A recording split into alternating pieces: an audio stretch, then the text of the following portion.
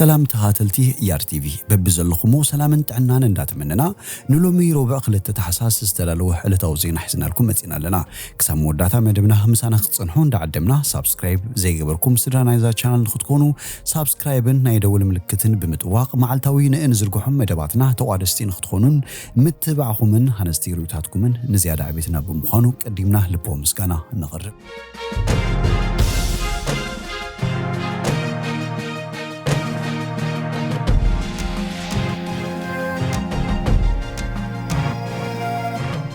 زي خبركم تهاتلتي نابتين لومي استدالوه علتاوي مسنادونا خاص قروقمي مسانا تنحو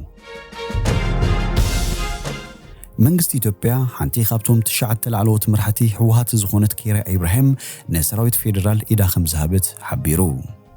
أفقوباء بايتو فيدريشن نبر كيريا إبراهيم فيدرالاوي منغست إثيوبيا حنتي كابتوم زلعلو حلافنا زنبرا كيريا إبراهيم منغستات فيدرالن كل تقراين بقوداي مرجع مستسحابو أبسنة خلتشان عسران حق منغستي تحصله بزبل بجزء أفادا كمزنتا مورادا يذكر بأقوات رأي إثيوبيا بكلتشان عسرتنا فقوباء بايتو فيدريشن إثيوبيا خوين استشمت ويزرو كيريا إبراهيم أبكل تقراي كوردا جميرو أبزلو محور منغستات كابشن شعت 209 حموشنات حيزا خطير كل زت صنحتنيا حنتي كابتن وحدات دق انستيو ابالات ماكلاي كوميتي حوحات كتون كلا قدمنا بايتو فيدريشن ممصا حلافيت سيفل سيرفيس تግራይ كم زنبرت يفلت ام حداريت زوبادو مبراقن حلافيت بيرو غداي دق انستيو كويناون سريحيا ابسمرا استولدت ويزرو كيريا قداماي دغري بسنا قطبا ايكونومكس كلاي دغري دما بانفايرمنتال انثروبولوجي تمرقا بجزء فقادا إذا ذهبت كابسة بسلطان حوحات كون الله خبلو ميدياتات إثيوبيا تبصيبن ويزرو كيريا حنا بمرخب وزحان وصياغن او إيده يبلخو زبلغن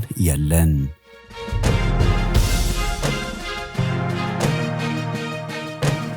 تكال سدتنياتات حبرات هاجرات بزعبات ጸጥታውን ሰብአውን ወሕስነትን ኣብ ክልል ትግራይ ኣብ ዝርከቡ ማዕስከራት ዘለዉ ኤርትራውያን ስደተኛታት ኣዝዩ ከም ዘሻቀሎ ገሊጹ سمز منغستي فيدرال نابتوم اب تግራይ اب حماق كونتات وديقوم زلو سدتنياتات زليوم سباو ريديت كبصعو بهصوص خفقرون صويعلو استكالوم يابزوصو مغلصي بزعبا زي تراغص زبلو اب لعلتوم سدتنياتات زبصح زلو متقعتي چويان قدود عسكرنان ازيو سنبيدنا الله خبل وسيخو ኢትዮጵያን زحلفو كلتا عسرتات عمتات ኤርትራውያን ስደተኛታት አዋክት በመጽናሐ በመናድ አብዙ እዋን ዝግን አማከለት ግጭታትዮም ምህላውም ጠቂሱ መንግስት ኢትዮጵያን ኤርትራውያን ስደተኛታት ናይ ማዕቋብን ወሕስነቶምን ምርጋጽን ሓላፍነት ክፍጽም ዩኤንሲአር ይጽውዕሉ አፈኛ ዩኤንሲአር ንቢቢሲ አብዛቦት ተቃል ብዛባ ወሕስነትን ጸጥታን ኣብ ትግራይ ዘሎ ስደተኛታት ዘለና ስጋት እናዕበየ መጽሉ ኢላ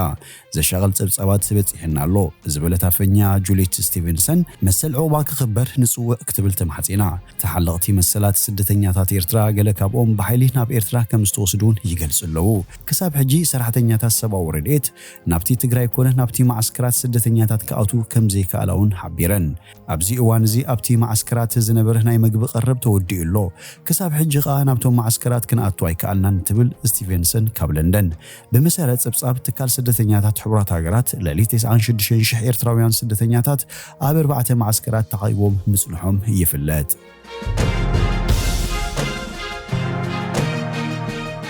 ኮሚሽን ሰብአዊ መሰላት ኢትዮጵያ ኣብ ትግራይ ዝተኻየደ ወፍሪ ምኽባር ስርዓት ሕጊ ካብ ተጠናቀቀ መንግስቲ ኣብ ዝገብሮ ዳግመ ምጥያስ ስደተኛታት ሰብአዊ መሰላት ክኽበር ከም ዘለዎ ተሓሳሲቡ እቲ ኮሚሽን ኣብቲ ትማሊ ሰብአዊ መሰላት ክኽበር ኣለዎ ክብል ዘውጽኦ መግለጺ ዝተጠፋፍኡ ስድራ ቤታት ንክራኸቡ ንኹሉ ጽጉም ሰብአዊ ሓገዝ ክባጻሕ ዝተቋረጸ ኣገልግሎት ቴሌኮሙኒኬሽን ማይን ልጭን ናብ ንቡር ክምለሱ ኣዘኻኺሩ ብምኽንያት እቲ ግጭት ካብ ቤት ንብረቶም ዝተዘናበሉ ዜጋታት ናብ መንበሪኦም ንኽምለሱን ንዝተፈጸመ ሰብአዊ ግህሰት ዝምርምር ዘይሻራዊ ኣሰራርሓ ክዝርጋሕን ንኹሉ ዘማእከል ናይ ዕርቅን ፍትሕን መስራሓት በኣጋ ክውደብ ከም ዘለዎ ሓቢሩ እቲ ኮሚሽን ኣብ ልዕሊ ተወለድቲ ትግራይ ነጻጽረ አውራአጃው መጥቃዕቲ ከም ዘሎ በተደጋጋሚ ከቅርበሉ ጽንሐ ቅሪታ ከም ዝተሐሳሰቦን ገለጹ ሰባት ጉዱድ ናይ ስራሕ ዕረፍቲ ከም ዝወስዱ ምግባር ንሕክምናን ትምህርትን ዝግበር ጉዕዞታት ምክልኻል ዝብል ከም ዝርከቦ መግለጽ ኮሚሽን ሰብአዊ መሰላት ኢትዮጵያ የረድእ እቲ ስጉምቲ ማሕበራዊ ጸቕጢ ይፈጥር ከም ዘሎ ብምግላጽ እዚ ጉዳይ ዝምልከቶም መንግስታዊ አካላት ብፍላይ ድማ ሓለፍቲ ስራሕ ድሕነትን መንገዲ ኣየር ብዘይ ዝኾነ ሕጋዊ ምኽንያት ንዝኾነ ተጓዓዝቲ ከይኽልክሉ የተሓሳስብ ብምባል በቅረባ ይከታተሉ ከም ዘሎ ኣመልኪቱ እቲ ጎንፂ ካብ ዝጅምር ነጀው ብርክት ዝበሉ ተወለድቲ ትግራይ ኣብ ኣዲስ ኣበባን ካልኦት ከባቢታትን እቲ ሃገር ኣውራጃዊ ጸጥታትን መጥቃዕትን ይበጽሖም ከም ዘሎ ንመራኸቢ ብዙሓን ይገልጽ ከም ዝጸንሐ ይዝከር።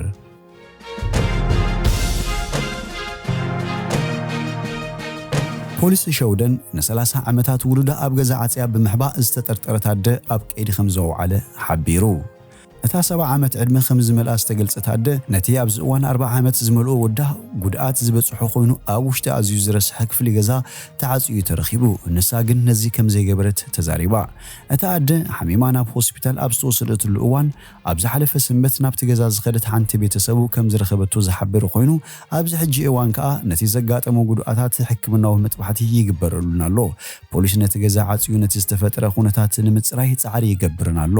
ብተወሳኺ መሰኻኽሪ ዓይኒ ንምርካብ ይደሊ ከም ዘለዎን ተፈሊጡ። እቲ ምርመራ ኣብ ዝካየደሉ ዘሎ እዋን ከዓ ኣድዩ ኣብ ግዜያዊ ማእሰርቲ ክጽንሕ ተገይሩሎ። እታ ኣደ ገበነኛ ኮይና እንተተረኺባ ድማ ክሳብ 10 ዓመት ማእሰርቲ ከም ዝጽበያ ፖሊስ ናይቲ ከተማ ሓቢሩ። እታ ሓፍቱ ከም ዝኾነት እትዛረብ ውልቀ ሰብ እታ ኣደ ናብ ሆስፒታል ከም ዝኣትወት ምስ ሰምዐት ብሰንበት ምሸት ናብቲ መንበሪ ገዛ ከም ዝኸደትን ኣብ ሸውደን ዝርከብ ማዕከን ዜና ኤስቲቪ ከም ዝሓበረቶ ገና ኣብ ውሽጢ 10ታት ዕድመ እናሃለወት ካብቲ ገዛ ወፂኣ ካብቲ ሽዑዋን ጀሚራ ድማ ንሓዋርያቱ ከም ዘይትፈልጥ ገሊጻ ነቲ ተዓጽዩ ጽንሐ ገዛ ከፊታ ኣብ ዝኣትወትሉ ግዜ ከዓ ኣብቲ ጸልማት ገዛ ሽንቲ ርስሓት ዶሮናን ዝመሽመሸ ነገራትን ረኺባ እንተተዳሃየቱን መልሲ ዝህባ ሰብ ኣይነበረን። ሽዑ ግን ናብቲ ውሽጢ ምስ ኣተወት ድሕሪ ቁሩብ ጻንሒት ካብቲ ውሽጢ ክሽነ ድምፂ ስለ ስምዐት ናብኡ ብምእታው እቲ 40 ዓመት ኣብ ገዛ ዝተዓጽወ ሰብ ኣብ ጸልማት ኣብ ሓደ ጸግዒ ኮፍ ኢሉ ከም ዝረአየት ትዛረብ።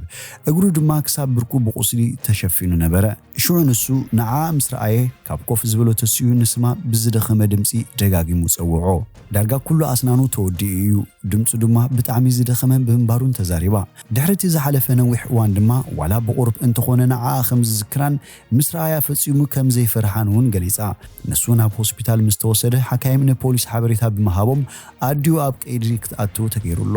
ኣብዚ እዋን ሕክምናዊ መጥባሕቲ ይግበረሉ ዘሎ ኮይኑ ብዛዕባ እቲ ዓይነት ሕክምና ዝወሃብ ብዝርዝር መብርሂ ግን የልቦን። ብዛዕባ እቲ ብኣድዩ ዝተኣሰረ ውልቀ ሰብ ክንገልጾ ንኽእል ሓደ ነገር እንተሃለወ ንነዊሕ እዋን ተዓጽዩ ከም ዝጸንሐ ርግጸኛታት ምዃንና እዩ ክብል ወሃቢ ቃል ፖሊስ ኣላ ኦስተርሊን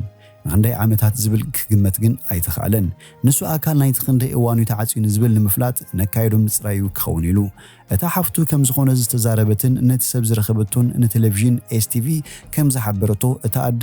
ኣብ ዕድመ ንእስነታ ዝወለደቶ ካልእ ወዳ ብሞት ምስኣነት ኣብ ጽቡቕ ስምዒት ኣይነበረትን። ደጊማ ምስ ወለደት ድማ ነቲ ቆልዓ ናይቲ ቀዳማይ ወዳ ስም ሂባቶ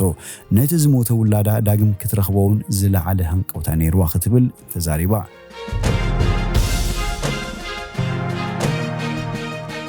ገና ብዛዕባ እቲ ዛጊት ቀታልዩ ዘይተፈለጠ ጣልያናዊ ተምሃራይ ዩኒቨርሲቲ ካምብሪጅ ዝካየድ ዝነበረ ምጽራይ ምርመራ ንግዚኡ ጠጠው ክብል ከም ዝገበረ ሰበስልጣን ግብፂ ኣፍሊጦም። ዓቃቢ ሕጊ ጣልያን ንሓሙሽተ ግብፃውያን ብዘየለውሉ ንምኽሳስ ኣብ ዝተዳለወሉ እዋን ጁሌ ሬጌኒ ተምሃራይ ዩኒቨርሲቲ ካምብሪጅ ኮይኑ ኣብ 2016 ኣብ ከተማ ካይሮ ተሰዊሩ ርእሱ ድማ ድሕሪ 9 መዓልታት ተረኺቡ። ቅትለት እቲ ተምሃራይ ግን ኣብ መንጎ ክልተን ሃገራት ዲፕሎማስያዊ ወጥርን ክፈጥር ምኽንያት ኮይኑ ነይሩ። ጣልያናውያን ዓቀብቲ ሕጊ ሰመዚ ግብፂ እቲ ምርመራ ከይስጉም ይሰርሑ ኣለዉ ክብሉ እዮም ዝኸስዎም። ጣልያናውያን መርመርቲ እቲ ተምሃራይ ዝሰርሖ ዝነበረ መጽናዕቲ ኣብ ዓይኒ ሓይልታት ጸጥታ ግብፂ ከም እተወጥር ጣረ ነይሮም። እቲ ሳልሳይ ዲግሪ ዝከታተል ዝነበረ ብዜግነት ጣልያናዊ ዝኾነ ተምሃራይ ዩኒቨርሲቲ ካምብሪጅ ንመረቕ ጽሑፍ ዝሰርሖ ዝነበረ ጉዳይ ማሕበር ነጋዶ ኮይኑ እዚ ዛዕባ ኣብቲ ሃገር ዘይትንከፍን መሰከፍን ርእሰ ጉዳይ ምዃኑ እዩ ዝዝረብ። ሰበስልጣን ግብፂ ግና ነዚ ካብ ሰብ ሞያ ሕጊ ጣልያን ዝፍነው ጥርጣረ ኣይተቐበልዎን ጸኒሖም። ኣብ ክንዱ ንቕትለት እቲ ተምሃራይ ካልኦት ጠንቅታት ክገልጹን ከለዉ ብፍላይ ግዳይ ገበን ስርቂ ከይኮነ ከም ዘይተርፍ እዮም ዝዛረቡ። ስድራ እቲ ተምሃራይ ግን እዚ ኣብ ባህላ ልሙድ ምትላል ገይሮም ከም ዝወሰድዎ ብምግላጽ መንግስቲ ጣልያን ኣምባሳደር ሃገሩ ካብ ግብፂ ክስሕብ ሓቲቶም። እቲ ተምሃራይ እዚ ሓደጋ ዝበጽሖን ዝተሰወረን ግብፃውያን ብ25 ጥሪ ናይ 2016 5 ዓመት ምጅማር ህዝባዊ ናዕቢ ኣብ ልዕሊ መንግስቲ ሑስኒ ሙባረክ ኣብ ኣደባባይ ወፂኦም ኣብ ዘኽብሩሉ ዝነበሩሉን እዋን እዩ ኣዲዩ ወዳ ሰብነቱ ተበታቲኹ ስለ ዝነበረ ብኣፍንጭኡ ጥራሕ ከም ዘለለየቶ ንቤት ምኽሪ ጣልያን ተዛሪባ ነይራ ኣስክሬን ዝምርምር ትካል ጣልያን እቲ ተማሃራይ ቅድሚ ህይወቱ ምሕላፉ ካብታ ዝተተሓዘላ መዓልቲ ጀሚሩ ክሳቕን ክስራጥን ከም ዝቐነየ ብምርመራ ኣረጋጊፀ እዩ ዝብል ካልእ ተሪፉ ምናልባቱን ጾታዊ ዓመፅ ከይበጽሖ ከም ዘይተርፉን ይግመት መንግስቲ ግብፂ ነቲ ግዳይ ሓይልታት ጸጥታ ከይከታተልዎ ከም ዝነበሩ እኳ እንተዘይከሓደ ኣብ ቤት ማእሰርቲ ሞይቱ ንዝብል ግን ኣይተቐበልዎን ዓቃቢ ሕጊ ግብፂ ሕጂ እቲ ኣብ ቤት ፍርዲ ክረአ ዝጸንሐ ጉዳይ ምጽራይ ቅትለት እቲ ተማሃራይ ክቋረጽ ከም ዝወሰነ ገሊጹን ኣሎ ምኽንያቱ ድማ እቲ ብዓቀብቲ ሕጊ ጣልያን ዝቐረበ ሓበሬታ እኹል መረዳእታ ክረኽብሉ ብዘይምኽኣሉ ምዃኑ ይግለጽ ንሳቶም እቲ ተማሃራይ ብተራ ገበን ስርቂ ከም ዝተቐትለን ብምግላጽ ኣብ ልዕሊቶም ቀተልቲ ስጉምቲ ከም ዝተወሰደን ይዛረቡ ብሓደጋ መንኪና ይሞይቱ ዝብሉን ካልኦት ንርእሶም ዘይቃዱን ግምታቱን ቀሪቦም ከም ዝነበሩ ይዝከር ብርግጽ እቲ ካብ ቤት ጽሕፈት ዓቃቢ ሕጊ ዝወፅእ መግለጺ ዓቃቢ ሕጊ ጣልያን ካብዚ ዝተፈለየ ውሳነ እንተወሲኑ ከም ሓደ ልዕላዊነት ሃገር ከም ዘይኽብር ይገልጽ ዓቀብቲ ሕጊ ጣልያን ስድራ እቲ መዋትን ነዚ ናይ ግብፂ ብተራ ገበነኛታት እዩ ተቐቲሉ ዝብል ሞገተን መግለጽን ዘይነበረን ኮነ ተባሂሉ ዝተማህዘን ላግፂዮም ዝብልዎ ገለ ምንጭታት ሰብ ሞያ ሕጊ ሮይተርስ ከም ዝበልኦ ዓቀብቲ ሕጊ ጣልያን ምርምርኦም ኣብ ሰሙን ከም ዝዛዘሙን ብሓይልታት ጸጥታን ስለያን ግብፂ ከም ዝተፈጸመ እኹል መረዳእታ ከም ዝረኸቡን እዮም ዝገልጹ ብመሰረት ገለ ጸብጻብ ሜድያታት ሬገን ቅድሚ መቕታሉ ብኣባላት ጸጥታ ተታሒዙ ኣብ ክልተ ወታደራዊ ማዕስከራት ተራእዩ ነይሩ ይብሉ